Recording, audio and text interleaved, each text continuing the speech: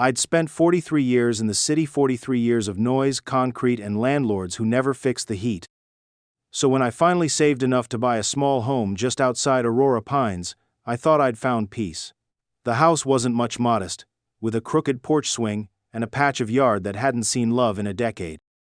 But it was mine. First thing I did was plant collards and tomatoes out back, just like my daddy used to. Then I painted the front door a bold shade of green, fresh, alive, something you don't see in neighborhoods full of beige. 2 weeks later, I got invited to the neighborhood barbecue. It was meant to welcome new residents. That's where I met her. Madeline Langford, HOA President, blazer pressed crisp, pearls tight around her neck, voice sweet like artificial sugar. "You might be new," she said, eyes skimming my work boots, "but we all follow standards here." I looked at her straight. "I'm not in the HOA. The smile on her face didn't change, but her eyes went cold. It was a quiet Thursday afternoon when I came back from the grocery store, arms full of oranges, bread, and a bag of fertilizer for my collards. But the moment I turned into my driveway, my legs stopped moving. My garage door was wide open and inside weren't my tools, my wheelbarrow, or the half-finished workbench I'd been building. No. Inside were 5 hulking Ford Raptors, lined up bumper to bumper like they owned the place. Each one gleamed like a luxury showroom display, some with custom plates, all with a smugness only rich people's toys could carry. My little Honda sat abandoned in the driveway like a mutt locked out of the house. I dropped the grocery bags on the porch, heart pounding. First thing I did was check the security footage on my phone. And there she was, Madeline Langford herself, standing in my driveway, holding a remote like she'd been handed the keys to the city. She pressed it once, the garage door creaked open. Then came the cars. One by one, men in polo shirts drove the trucks in under her direction, like she was some kind of HOA air traffic controller. She even waved them into position. I stormed across the street to the clubhouse, still in my gardening boots, fists clenched. Madeline was sitting behind a desk that looked like it was stolen from a courthouse, sipping tea and sorting paperwork. "What in God's name gives you the right to use my garage?" I demanded. She didn't flinch. "Oh, Mr. Whitaker," she said smoothly, "we're hosting the Aurora Pines Garden Tour this weekend. Those vehicles belong to out-of-town guest members of the regional HOA board. We didn't want them cluttering the street, so we've temporarily relocated them to non-featured properties." She smiled, like she'd just handed me a compliment. "You should feel honored," she added, eyes twinkling with fake warmth. "After all, maintaining our community's aesthetic benefits your property value too." I didn't respond. I didn't blink. But inside, something broke loose, something quiet and hard like steel. The next morning, just as the sun slipped past the edge of my kitchen window, I heard the familiar clunk of the mailbox flap. I walked out with my coffee, expecting the usual coupons and junk mail. What I found instead was a thick white envelope marked Aurora Pines Homeowners Association, Welcome Packet. I stood there for a full minute, cup trembling in my hand. Inside was a letter congratulating me on becoming a formal member of the Aurora Pines community. Attached was a revised community boundary map, now magically including my property. And on the last page, a neatly typed invoice for $500 in initial membership dues, due in 10 days. I didn't know whether to laugh or break something. I took the papers straight to the one neighbor I'd actually had more than 2 words with, Daryl, a young man in his 20s who'd once helped me lift a broken rain barrel. I found him watering his succulents in a tank top and pajama pants. When I showed him the letter, he didn't act surprised. He just lowered his voice. "She's done this before," he whispered, glancing around like someone might be watching. "They target the border homes, the ones not actually in the HOA, especially if you're different." "Different?" I asked, though I already knew. "You know what I mean," he muttered. "My cousin Marcus tried to fight them when he moved in across Pine Grove. Black, military vet. They said his truck was too aggressive looking. Next thing you know, violation letters started flying. He moved out in 5 months." I clenched the papers in my hand. Over the next week, it began death by paperwork. First came the Violations. A notice on yellow cardstock taped to my door. House number display non-compliant. Font must be Arial, size 6 inches, per community standards. Fine, $75. Then, a notice about the color of my garden hose. Then another about excessive natural foliage, meaning the wildflowers I'd planted out front to help the bees. But the worst came on Wednesday. I was expecting a small delivery, a package of tomato steaks and seedling trays I'd ordered online, but when I checked the front porch, it wasn't there. Instead, there was a bright orange slip taped to my door, stamped with HOA letterhead. Delivery intercepted for compliance inspection. Items temporarily withheld pending review. I checked my cameras. There she was, Pamela, Madeline's assistant, plump, scowling, clipboard in hand, taking my package right off my porch and marching it across the street to the clubhouse like she owned it. I called the number on the slip. No one answered. Later that evening, I received an email from the HOA Compliance Division. It read like a threat in cursive. All deliveries to transitional properties must be reviewed for alignment with Aurora Pines Visual Integrity Guidelines. Transitional. As if my land were in some kind of political limbo. As if my existence needed transitioning. I leaned back in my chair, email glowing on the screen, and thought about the quiet satisfaction Madeline must have felt, sipping her evening tea, believing she'd pushed me one step closer to submission. But what she didn't know, what she never bothered to ask, was that I've dealt with worse than this.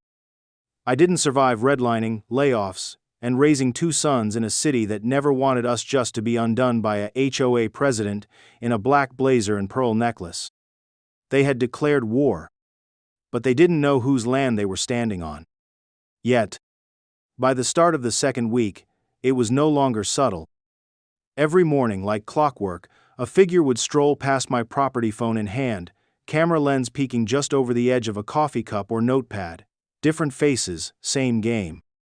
HOA volunteers, they called themselves. I called them what they were, spies. They took pictures of my front yard, my garbage bins, even the way my curtains hung unevenly in the guest room window. One woman stood across the street for 15 minutes recording me watering my tomato plants. The next day, I got hit with a new violation. Irrigation outside approved hours, 6:08:0 am and 6:08:0 pm, fine, $100. Then came the color code memo. Your front door, currently painted pine meadow green, is not within the approved HOA palette. Approved colors are listed in Appendix B of the Community Harmony Manual. The door I had painted with pride, soft, earthy, welcoming, was now a target. I stared at the letter in disbelief. Community Harmony, it read. I couldn't think of a more dishonest name for the circus Madeline was running. Fed up, I called the police. I wanted a record on file, evidence that these people were trespassing, harassing, surveilling. An officer named SGT. Bradley showed up 30 minutes later, notebook in hand, eyes already tired before I said a word. As I explained the situation: unauthorized garage access, false documents, intercepted mail, and now surveillance, he let out a long sigh and flipped a few pages in his pad. Sir, he said, this falls into a gray area. If they're claiming you're within pending HOA jurisdiction, and there's no physical altercation, it's technically a civil matter. Pending? I asked. He shrugged. Their office filed paperwork with the city to review district lines. It's still under review. And until then? I pressed. Document everything, he replied, tone low, rehearsed. Maybe talk to an attorney. I've been to Aurora Pines before. These folks like their rules. He left without so much as stepping onto my porch. That afternoon I was sitting on my stoop trying to cool the anger pulsing in my chest when I noticed a woman walking her dog down the sidewalk. She wore a Howard University sweatshirt, hair pulled up in a loose bun, eyes scanning my porch like she recognized something familiar. She paused at the edge of my yard. You Jerome? She asked. That depends, I said, eyeing her warily. She smiled. Name's Tasha. I live 2 houses down. I saw Pamela take your package last week. Thought you might want to know. She did the same to me last year. I raised an eyebrow. What for? Tasha let out a dry laugh. For putting up a Juneteenth flag, said it violated the seasonal color guidelines. I'm a lawyer, real estate law, so I knew she was bluffing. I pushed back. Guess what happened next? More violations? Yup, lawn too patchy, mailbox not uniform. Even got fined for my wind chimes being audible past property lines.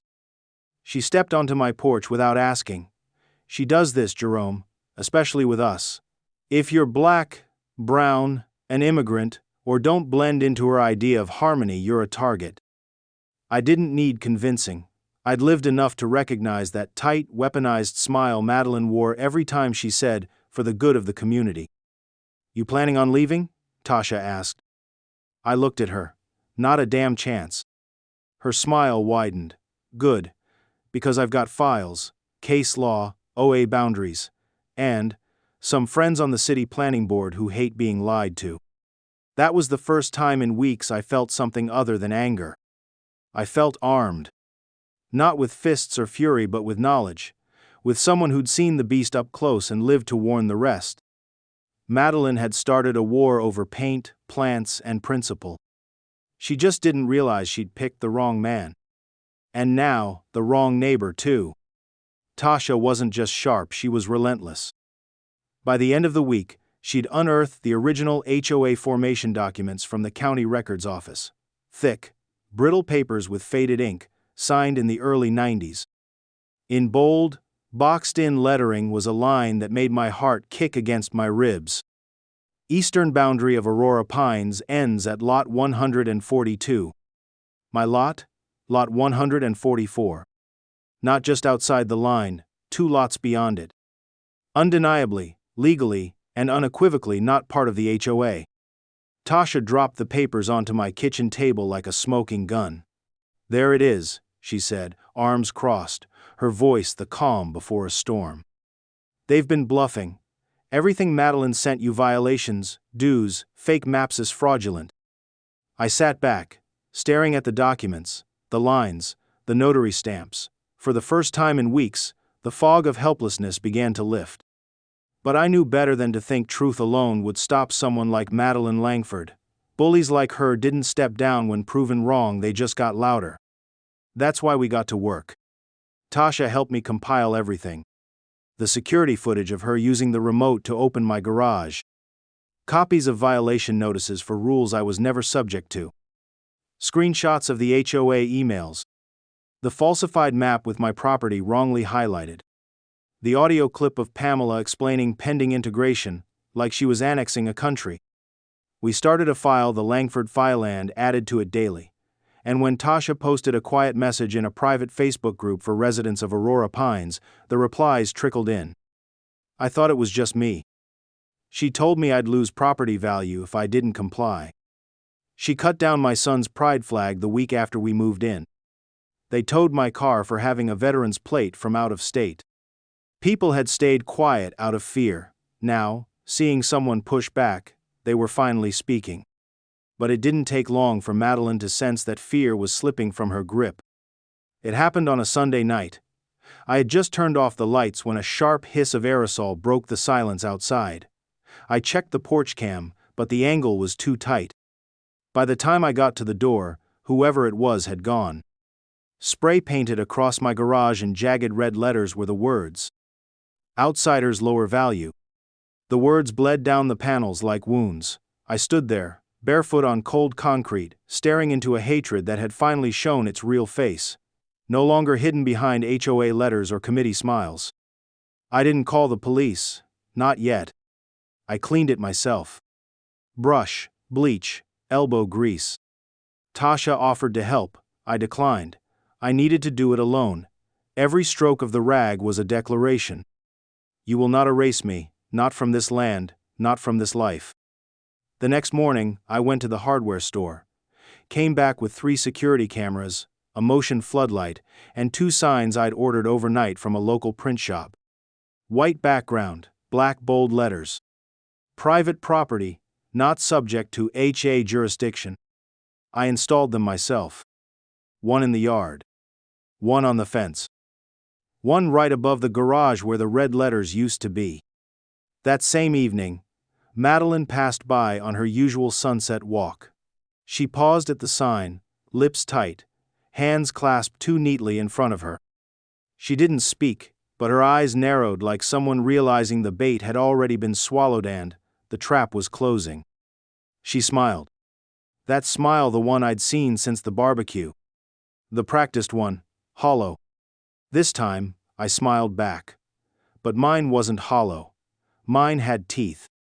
"Lovely night," I said, voice steady. She glanced at the new camera blinking just above the garage and moved on, her pace quicker than usual. Later that night, Tasha sent me a message. "They're rattled. You're doing good, Mr. Whitaker. Keep going." I looked at my hands, scarred, dark, calloused, the hands of someone who had built, who had endured. They weren't shaking anymore. Madeline had tried to push me out with rules, fines, and paint. She thought this was about aesthetics, uniformity, curb appeal. But I'd buried roots here. And she'd just stepped into a legal trapone she wouldn't walk out of smiling. The sun rose high and arrogant on the day of the Aurora Pines annual garden tour. Cars lined the curb like soldiers. Fresh mulch had been dumped on flower beds overnight, and HOA volunteers in matching polo shirts scurried about, clipping, sweeping, adjusting potted plants by half an inch. From my porch, I watched it all. I wasn't invited, but I didn't need to be. I knew exactly what was coming. At 3:00 p.m. sharp, Madeline Langford arrived at the head of a small parade. Realtors, potential buyers, HOA board members, and a few out-of-town guests with expensive shoes and expensive opinions. They stopped right in front of my yard. Madeline stepped forward, voice loud and performative. "This here," she gestured grandly, "is a model border lot we're in the process of incorporating. Mr. Whitaker's home reflects our vision for community alignment even when ownership is technically transitional." I stepped out from behind the trellis, slow and steady. I didn't speak. I didn't need to. The projector did it for me. From the edge of my lawn, under a blue pop-up tent, a large white sheet hung from PVC pipes. A borrowed projector, linked to my laptop, lit up the sheet with grainy security footage clear as day. The crowd fell into a hush. There was Madeline, in a crisp blazer, using a remote to open my garage door without consent. There she was again, directing 5 oversized Ford Raptors into my private space. There was Pamela, confiscating my package. And there, a wide-angle shot of the red spray-painted slur across my garage. A few gasps. Someone muttered, "Wait, this is his house."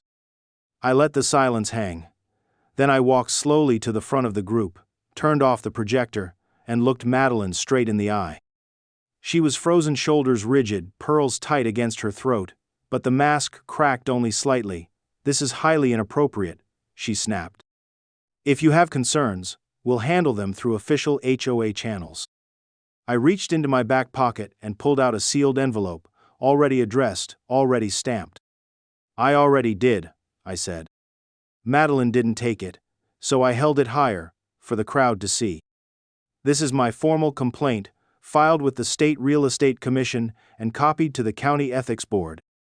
It includes boundary fraud, harassment, unauthorized property use, and misrepresentation of HOA jurisdiction." Several guests began whispering. A woman in a blue dress stepped back from Madeline's side. "You don't live here," I said, my voice calm but cold.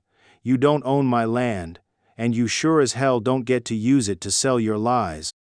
Madeline opened her mouth, but nothing came out. I looked at the guests. This tour was supposed to show you harmony, unity, vision. But if this is what that looks like, coercion wrapped in lavender, then you should know what you're buying into. Tasha appeared beside me, holding a folder. "We've gathered 12 signed statements from residents who've experienced similar boundary manipulation," she said, voice steady. "Some are here today, some are watching." Madeline tried again, her voice sharper now, clipped. "This is defamation." "No," Tasha said, "it's evidence." The crowd didn't walk away, they dispersed, quietly, slowly. Some avoided eye contact. Others nodded at me with a kind of solemn apology. Madeline stood alone at the center of the lawn she'd once claimed as her showcase. She looked smaller in the sunlight. I turned to leave, but stopped at the edge of my walkway. "You know," I said, not looking back, "you could have just knocked, asked, treated me like a neighbor instead of a nuisance." No reply. Only the soft hum of the projector powering down behind me. By nightfall, the tour signs had vanished from my street. My doorbell didn't ring. But later that evening, tucked in my mailbox with no return address, was a note written on HOA stationery in sharp black ink. "That was a mistake. You'll regret making this public." I smiled. Because threats only meant one thing. She knew she'd been caught. And now, it wasn't just me who saw it. It was everyone. 3 days after the garden tour disaster, Tasha called for an emergency neighborhood meeting not at the clubhouse, but at the old community library down the road. Neutral ground, no HOA logos. No rules taped to the walls, just folding chairs, coffee in paper cups, and a microphone. I didn't expect many to come. I underestimated how tired people were of being afraid. By 7:00 p.m., the room was packed. Some faces were new to me, young couples, retirees, parents with tired eyes. Some had been part of the whispers for years. Tonight, they came to speak. Tasha stood at the front, calm, composed, powerful in that quiet way lawyers command when truth is on their side. "This is not a rebellion," she began. "This is an exposure." One by one, neighbors stood. An elderly woman named Mrs. Lynn said Madeline fined her $150 for planting bamboo without permission, even though it was there when she bought the house. A Latino couple shared how their child's basketball hoop was taken from their yard while they were at work. When they asked, Pamela handed them a bill for unauthorized recreational equipment removal. Someone else had their shutters replaced without notice. Days later, they received an invoice, $820, aesthetic correction services. Tasha nodded, then opened a folder. "We've obtained internal emails from a former board member, emails between Madeline, Pamela, and the HOA's financial coordinator." She clicked her remote. On the projection screen behind her, a message appeared. Subject line: Whitaker situation. Border narrative. The crowd leaned in. The email was from Madeline herself. "We are aware Jerome Whitaker's lot is not technically within Aurora Pines HOA. However, for visual consistency and long-term valuation, it's imperative we maintain influence over his property's appearance. Language in public materials should imply inclusion, even without legal grounding." The room fell silent. Tasha spoke again, firmer now. "This is admission, not just to overreach but to deliberate misrepresentation. We've already submitted this evidence to the State Real Estate Board, the County Ethics Office, and—" She was interrupted by the creak of the back door. 2 uniformed officers stepped in. One of them I recognized, Officer Green, younger, more focused than the tired sergeant from weeks ago. He walked straight to Tasha, accepted a folder from her, and turned to address the room. "We've been asked to assist in a preliminary investigation into the Aurora Pines Homeowners Association. At this time, we are reviewing allegations including," he paused to read from his notes, "criminal trespass, falsification of municipal documents, coercive fee collection, and potential misappropriation of association funds." Gasps. Someone dropped their coffee. "We're not here to arrest anyone tonight," he added, calm and precise. "But we are collecting testimony. If you've experienced behavior consistent with these charges, we ask you to step forward after the meeting." Madeline wasn't there. Neither was Pamela. But their absence said everything. That night, 47 residents signed witness statements. 9 submitted photos, invoices, and emails. And one very exhausted HOA treasurer sent over 5 years' worth of records she'd been too scared to share until now. As I left the library, a young father caught up to me.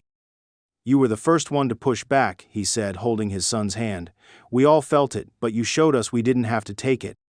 I didn't say anything right away. Because I knew this wasn't over. Not yet. But for the first time since I moved in, I didn't feel like I was standing alone. Madeline had built her power on silence, on fear, on a smile that never meant what it showed. Tonight, that smile cracked. And the truth finally was louder than her voice. It didn't take long after the meeting. The HOA was officially dissolved within 30 days. Madeline Langford tendered her resignation under pressure from both the Real Estate Commission and the District Attorney's Office. Pamela vanished without a word. Investigators continued to dig through documents, tracing every false fine, every misused dollar. When the restitution came quiet, through a formal settlement letter, I didn't spend it fixing fences or repainting doors. Instead, I bought a strip of unused land that sat right between Aurora Pines and the non-HOA homes. For years, it had been left to weed an invisible border nobody crossed. We turned it into something else. A community-free garden. No fences. No rules on hose colors or mailbox fonts. Just raised beds, pollinator plants, shaded benches, and open ground for anyone to kneel in the dirt and grow something real. Kids planted cherry tomatoes and sunflowers. Veterans brought compost and stories. Retirees taught pruning and patience. Tasha, who had now become both neighbor and friend, helped organize the new resident group. No dues, no fines, just one name. Respect is the standard. It caught on. People didn't need to be managed, they just needed to be seen. On a warm afternoon, I stood at the edge of the garden, watching two little girls water a bed of mint and basil. One of them waved at me. I waved back. No spotlight, no fight, just roots, just growth. And I thought, you don't need a title to protect what's yours. Just the will to remind them who you are.